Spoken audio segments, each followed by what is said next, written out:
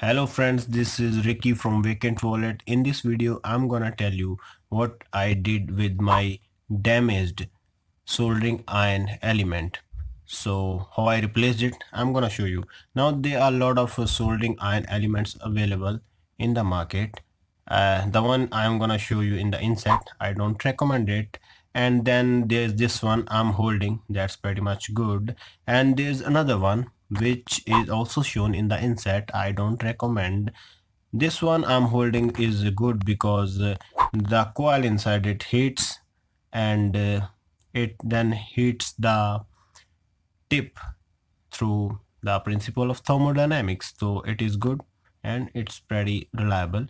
Now this new one I got is from Ceron brand, 60 watts.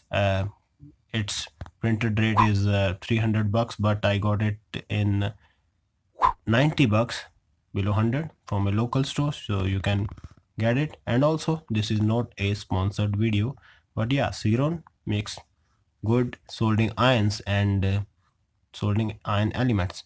So this one is the new one. I worked as a makeshift, so I didn't had another soldering iron. So what I did is to solder this, of course I used my cooking gas. So I use my cooking gas to solder the new element to the wires. Now, because you don't get a tip with the soldering iron element, you have to use the tip from the older element. So I just sanded the tip a bit and then just insert it, and make sure that the wires going inside the coil just don't touch the surroundings, because if they touch they would be damaged. But these wires are these wires have pretty good sheathing, so not to worry if they touch, but just make sure they don't touch as a safety measure. So just put it inside and then tighten the screws. So I'm gonna fast forward it.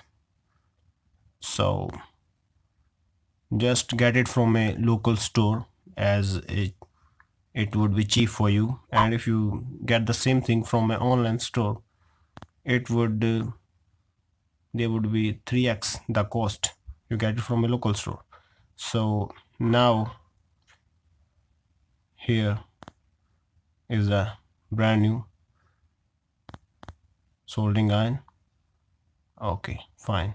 This one I again telling you that get it from 60 bucks. And yeah, this is Ricky from Vacant Wallet signing off.